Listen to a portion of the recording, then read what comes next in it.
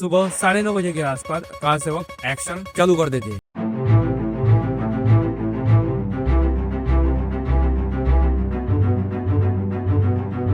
जय श्री राम, राम लल्ला हम आएंगे, ऐसे नारे चालू होते हैं।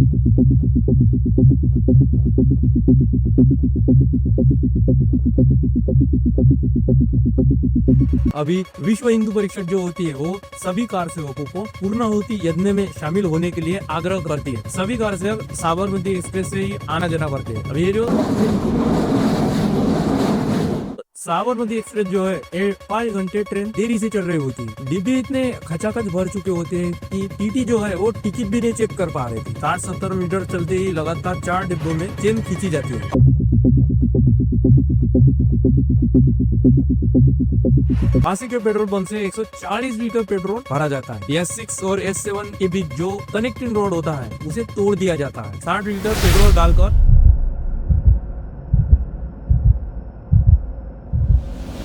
कहानी चालू होती है 6 दिसंबर 1992 से। इसी दिन अयोध्या में जो विवादित ढांचा होता है उसको गिरा दिया जाता है। ऐसा होगा इसका अंदाज किसी को भी नहीं था। होता यह है कि उस दिन वहाँ का माहौल ठंडा रहता है तो कोई ऐसा सोचता भी नहीं है। 6 दिसंबर की सुबह के 6 बज रहे होते हैं और सभी कार सेवक जो है यह विवादित जो स्थल होता है उस जगह इकट्ठा हो जाते हैं। सुबह 9:30 बजे के आसपास तो एक कार सेवक होती है वो एक्शन में आ जाता है। देखते ही देखते मस्जिद का जो ढांचा होता है वो गिरा दिया जाता है। सुबह 10 बजे के आसपास 150 साधु संत पूजा सामग्री को लेकर राम चबूतरा पहुंच जाते हैं। चारों तरफ धूल चल रही होती है। देखिए यह है मंदिर का मैप और यह है मंदिर का दूसरा मैप। आप चाहे तो वीडियो पॉज कर देख भी सकते हैं। इससे कोई भी फर्क नहीं पड़ रहा था कि भीड़ हजारों में थी या लाखों में। उस दिन हर कार सेवक अपने आप में एक नेता से कम नहीं था। जय श्री राम, राम लल्ला हम आएंगे, मंदिर वही बनाएंगे, एक धक्का और दो, ऐसे नारे चल रहे होते हैं। तभी वहाँ मौजूद कार सेवकों के साथ लोगों की बड़ी संख्या विवादित स्थल पर अंदर घुस जाती है और ढांचे का जो गुम्बद होता है उस पर कब्जा कर लेते हैं। बल्लम, उदल, छैनी, हथौड़ा लेते हुए जिसके हाथ में जो भी आया उसी से वार पर वार करने लगते और पूरे ढांचे को उद्ध्वस्त कर देते। इसके बाद 2001 में तब के इलाहाबाद में सभी हिंदू संगठनों की बैठक होती है। बैठक में फैसला लिया जाता है कि राम मंदिर निर्माण के लिए एक बड़ा अभियान चलाया जाएगा। इस अभियान के 3 प्रमुख चरण होते हैं। देखिए मैं जो बातें है ये अपने मन से नहीं बोल रहा हूँ। ये जो बातें है ना ये सुप्रीम कोर्ट के रिपोर्ट में लिखी हुई है। ये वो रिपोर्ट और इसका लिंक भी मैं अपनी वीडियो के नीचे दे रहा हूँ। आप चाहे तो वीडियो पॉज करके वो पढ़ भी सकते हैं। तो केस कंटिन्यू करते हैं। 3 प्रमुख चरण के तहत जलाभिषेक, जप यज्ञ और अंत में पूर्णाहुति महायज्ञ। इस अभियान का लक्ष्य होता है कि पूरे देश के लोगों को जोड़कर अयोध्या में राम मंदिर निर्माण की मांग को बल देना। अभी 24 फरवरी 2002 से जो पूर्णाहुति यज्ञ था उसकी शुरुआत हो जाती है। विश्व हिंदू परिषद जो होती है वो सभी कार सेवकों को इस पूर्णाहुति यज्ञ में शामिल होने का आग्रह करती है। गुजरात से जो कार सेवक होते हैं जो जप यज्ञ में गए थे उन्हें 2-2 हजार के 3 बैच में अयोध्या भेजने का प्लान बनता है। पहला बैच जिसमें 2000 कार सेवक होते हैं वो 22 फरवरी को गुजरात से अयोध्या के लिए रवाना होते हैं। 25 फरवरी को ये बैच अयोध्या से गुजरात के लिए रवाना होता है। ये जो आना जाना होता है ना ये साबरमती एक्सप्रेस से होता है। साबरमती एक्सप्रेस वाराणसी से अहमदाबाद चलती है। अब यह समझ लीजिए साबरमती एक्सप्रेस दोपहर 2:05 पर वाराणसी से चलती है और शाम 6:11 पर अयोध्या पहुंचती है। नेक्स्ट डे ये रात को गोधरा जंक्शन पहुंचती है। रेलवे टाइम के मुताबिक साबरमती एक्सप्रेस को 26 तारीख को रात के 3 बजे तक गोधरा जंक्शन पहुंचना था, लेकिन ट्रेन करीब 5 घंटे लेट चल रही होती है। 27 फरवरी को सुबह 7:43 पर ट्रेन गुजरात के गोधरा जंक्शन पर पहुंच जाती है। ट्रेन में करीब 18 डिब्बे रहते हैं जिसमें 10 स्लीपर क्लास, 6 जनरल और 2 लगेज के डिब्बे रहते हैं। अब पूरी बात समझ लीजिए। ट्रेन की जो सीटिंग कैपेसिटी होती है वो 1320 से ज्यादा नहीं होती, लेकिन कार सेवक की जो संख्या होती है वो 2000 के बीच रहती है। इसके अलावा बाकी पैसेंजर भी ट्रेन में रहते हैं। अधिकतर कार सेवकों के पास स्लीपर कोच की टिकट नहीं रहती। इसके बावजूद जैसा आमतौर पर रेलवे में होता है वो लोग आरक्षित डब्बे में घुस जाते हैं। देखिए गोधरा कांड में जो लोग शामिल है जिसका मैं नाम नाम लूंगा। जो दावे रहेंगे ये अपने मन से नहीं बोलूंगा। यह नानावटी कमीशन की रिपोर्ट, फॉरेंसिक साइंस लैब की रिपोर्ट, उमेश चंद्र बनर्जी की रिपोर्ट, अदालत ने जो फैसले सुनाए हैं इसी के आधार पर बताऊंगा। यह सब रिपोर्ट वीडियो के नीचे है, आप चाहे तो पढ़ नहीं सकते। फिलहाल केस को कंटिन्यू करते हैं। इस घटना की जांच के लिए नानावती आयोग रिपोर्ट के मुताबिक ये जो कार सहयोग जो है ना, ये अनरिजर्व सीटों पर बैठे थे और कई ने जो सीटों के बीच में रास्ता जाता है और टॉयलेट के पास की भी जगह ले ली थी। डब्बे इतने खचाखच भरे रहते हैं कि टीटी टिकट भी नहीं चेक कर पाते। S6 कोच जो इस घटना का केंद्र बनता है। देखिए मुझे थोड़ा सा टाइम दीजिए, मैं पूरी की पूरी केस आपको समझा दूंगा। फिलहाल केस पर वापस आती है। यह S6 जो कोच होता है ना, वो ट्रेन के बीचों बीच होता है। नानावटी आयोग ने जब पैसेंजर के साथ बात की तो उन्होंने अनुमान लगाया कि S6 कोच में करीब 200 लोग होते हैं। देखिए गोधरा स्टेशन पर सुबह 8 बजे के आसपास इस कोच में आग लग जाती है। अभी ये आग किसने लगाई, इसी को लेकर सारा विवाद है। फिलहाल हम जानते हैं आग लगने के बाद क्या हुआ। जब तक ये फायर ब्रिगेड और बाकी मदद पहुंचती है तब तक S6 कोच जल उठा होता है और जब तक आग बुझाई जाती है तब तक 59 लोग अपनी जान गंवा बैठते। इससे दंगों का सिलसिला चालू होता है। इसके बाद पूरे गुजरात और फिर पूरे भारत में दंगे चालू होते हैं। विश्व हिंदू परिषद और अन्य हिंदू संगठन इसको हिंदुओं के खिलाफ प्री प्लान साजिश करार करती है। गुजरात सरकार भी इसे साजिश बताती है और कहती है कि कश्मीर के आतंकवादियों और गोधरा के कट्टरपंथियों ने इसे मिलकर अंजाम दिया है। इसके विपरीत जो पक्ष होता है उनका मानना होता है कि ये एक हादसा है। अभी सवाल ये उठता है कि सच क्या। देखिए साबरमती एक्सप्रेस कांड और उसके बाद हुई दंगों के जांच के लिए गुजरात सरकार एक सिंगल मेंबर जांच कमेटी बनाती है। इस कमेटी के लिए गुजरात हाईकोर्ट के रिटायर्ड जज जस्टिस KG शाह जो होते हैं इनको नियुक्त किया जाता है। अभी इनकी नियुक्ति पर विवाद भी होता है। आरोप भी लगाए जाते हैं कि जस्टिस शाह जो होते हैं वो भारतीय जनता पार्टी के करीब होते हैं। इसके बाद सुप्रीम कोर्ट के रिटायर्ड जज जस्टिस GT नानावती इनको इस कमेटी का चेयरमैन नियुक्त किया जाता है। साल 2008 में कमेटी रिपोर्ट सबमिट कर दी है। रिपोर्ट पूरी होने से कुछ दिन पहले ही जस्टिस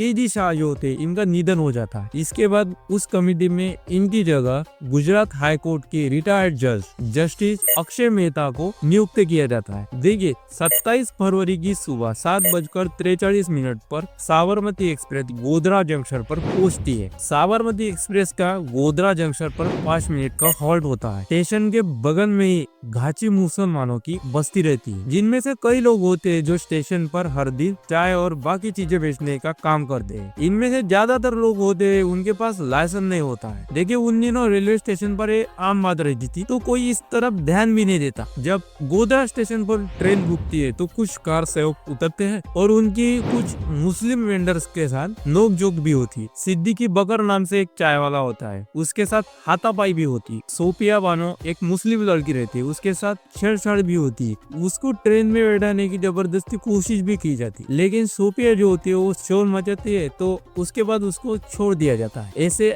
आरोप भी लगते हैं। इसके बाद सोफिया का बयान लिया जाता है। वो इस बात को साफ इनकार कर देते हैं कि उसके साथ ऐसा कुछ हुआ ही नहीं था, क्योंकि ऐसा अगर होता तो उस वक्त कई रेलवे गार्ड और कई वेंडर्स भी रेलवे स्टेशन पर मौजूद होते हैं, पर किसी ने ऐसा होते हुए नहीं देखा। इससे पहले भी इस ट्रेन के जर्नी के दौरान उज्जैन और अन्य कई स्टेशन पर कार सेवक और मुस्लिम समुदाय के वेंडर्स के बीच नोकझोंक की खबर भी आती है, जो उस टाइम दूसरे दिन जन मोर्चा अखबार में छपाई जाती है। देखिए 7:50 पर ट्रेन गोधरा स्टेशन से निकलती है। 60-70 मीटर चलते ही ट्रेन के लगातार 4 डिब्बों में चेन खींच दी जाती है और इसके बाद ट्रेन रुक जाती है। अभी यहाँ पर 2 सवाल उठते हैं। रिसर्च में हमने पाया है कि चंद कार सेवक प्लेटफॉर्म पर छूट जाते हैं, जिसकी वजह से ट्रेन रोक दी जाती है। दूसरा, ट्रेन को जलाने के मकसद से रोका जाता है। हमने इस पर गहराई से रिसर्च किया है। इसके लिए हमने कोर्ट के लिए हुए फैसले और उमेश चंद्र बनर्जी की रिपोर्ट और लैब टेस्ट की रिपोर्ट हमने मंगवाई। मुझे थोड़ा टाइम दीजिए,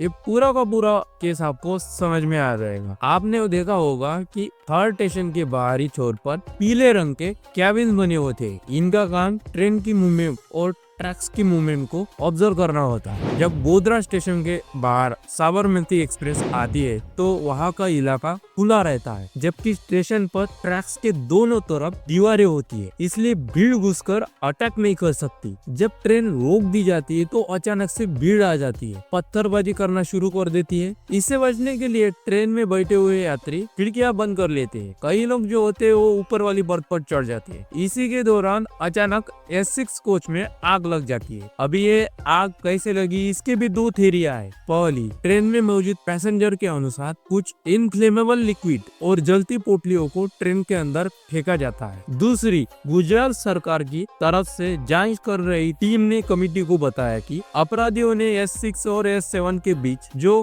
कनेक्टिंग डक्ट होती है उसे तोड़ दिया था और अंदर घुसकर करीब 60 लीटर के आसपास पेट्रोल ट्रेन में उड़ेला का और आग लगाई थी। अभी सवाल यह है कि आग लगने का एक्चुअल रीजन क्या था। यह क्लियर किया फोरेंसिक साइंस लैब की रिपोर्ट ने। आग कैसे लगी, अंदर कोई शॉर्ट सर्किट तो नहीं हुआ, किसी पैसेंजर की गलती से आग लगी थी, बाहर से किसी ने आग लगाई थी, इसकी जांच करने के लिए जिम्मेदारी मिली थी अहमदाबाद की FSL लैब को। इस रिपोर्ट ने सभी सवालों को एड्रेस किया था। FSL की रिपोर्ट कहती है कि आग शॉर्ट सर्किट से नहीं लगी थी, यह आग जो है ये इनफ्लेमेबल लिक्विड से लगाई गई थी। इस घटना के जिम्मेदार नामों में शामिल थे नानू मियां, मौलवी उमर, रजाक कुकर और सलीम पानवाल। इन सभी नामों के बारे में हम जानेंगे। देखिए, नानावटी कमीशन की रिपोर्ट कहती है कि इस घटना का मास्टरमाइंड मौलाना उमर और नानू मियां होता है। अभी ये मौलाना उमर जो होता है वो गोधरा क्षेत्र में देवबंदी तबलीगी जमात आंदोलन का एक प्रमुख नेता होता है। गोधरा स्टेशन के आसपास एक घाची मुसलमान समुदाय के लोग रहते हैं। इसी समुदाय में तबलीगी जमात के काफी फॉलोअर्स होते हैं। अभी ये जो नानू मियां जो होता है ना, वो उत्तर प्रदेश का रहने वाला होता है। यह CRPF में कांस्टेबल भी रहता था और इसे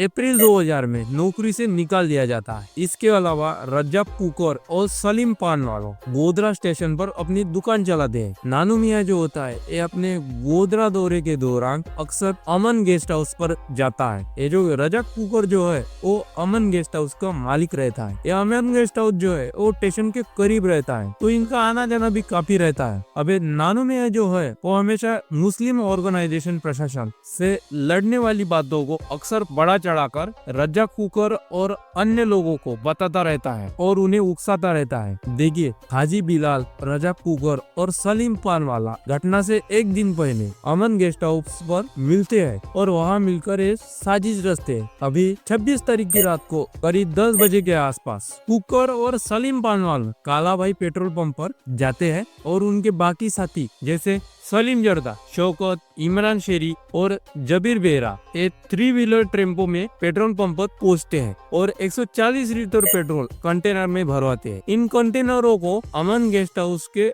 पीछे कुकर के घर में रख दिया जाता है। जब साबरमती एक्सप्रेस गोधरा स्टेशन पर पहुंचती है तो ये सद्दीक बकार जो होता है इसका झगड़ा हो जाता है। उसी समय ये जो सलीम पानवाला जो होता है और उसके साथी भीड़ को भड़काना चालू कर देते हैं और अफवाह फैला देते हैं कि कार सेवकों ने मुस्लिम लड़की को किडनैप किया है, यह ट्रेन में बैठा कर ले जा रहे हैं। लड़की वाली बात सुनकर लोग ट्रेन पर पथराव शुरू कर देते हैं। ये जो शौकत, रफीक, इमरान शेरी और उनके बाकी साथी कुकर के घर पर रखे पेट्रोल से भरे हुए कंटेनर को टेम्पो में लेकर कैबिन A के पास पहुंचते हैं। इसमें एक लतीको नाम का एक शख्स होता है। वो एक बड़ी चाकू से पेट्रोल के कंटेनर के ऊपरी हिस्से पर छेद करता है और कोच S6 और S7 के बीच जो वेस्टिबूल यानी दोनों तरफ के डिब्बों को जोड़ने वाली क्लैम्प को काटता है। उसके बाद यह सब मिलकर अंदर करीब 60 लीटर के आसपास पेट्रोल डालकर आग लगा देते हैं। कुकर और पानवाला इस घटना को अपनी निगरानी में अंजाम देते हैं और घटना का मास्टरमाइंड जो है वो मौलाना उमर रहता है। गौर करने वाली बात देखिए, 2004 में केंद्र में कांग्रेस की सरकार बनती है। तत्काल में तब की जो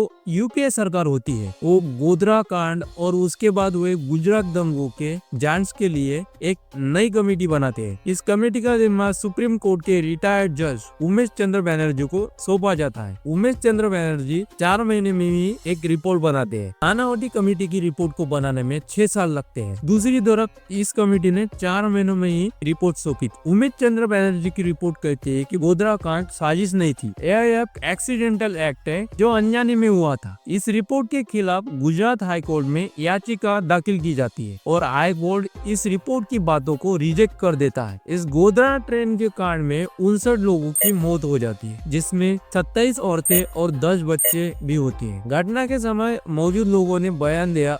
FSL रिपोर्ट, नानावती की रिपोर्ट, इस आधार पर 11 लोग, जिनमें कुकर भी शामिल होता है, इनको फांसी की सजा सुनाई जाती है। इसमें 20 लोगों को आजीवन कारावास होता है। मौलाना उमर को बाइज्जत बरी किया जाता है। ट्रायल कोर्ट के बाद ये फैसला हाई कोर्ट पहुंच जाता है। साल 2017 में इस मामले पर हाई कोर्ट अपना जजमेंट देता है। हाई कोर्ट 11 लोगों की फांसी को आजीवन कारावास में बदल देता है। इसके पीछे हाई कोर्ट ने 2 तर्क दिए। पहला, हाई कोर्ट का कहना था कि आग एक तरफ से लगाई गई थी, मतलब दूसरी तरफ से भागने का रास्ता छोड़ दिया गया था, यानी आरोपी का मतलब इतनी बड़ी संख्या में मौतों का नहीं था। हाई कोर्ट ने दूसरा रीजन बताया कि कोच में भीड़ ज्यादा थी, इस वजह से मौतें भी ज्यादा हुई। इस तर्क के बाद 10 अक्टूबर 2017 को इंडियन एक्सप्रेस में एक रिपोर्ट छपी, जिसमें S6 में उस वक्त मौजूद लोग जो बच गए लेकिन अपने करीबियों को खो बैठे थे, इन्होंने इस जजमेंट को गलत बताया था। उनका कहना था कि यह फैसला समाज को गलत संदेश दे रहा है। प्रेजेंट में यह मामला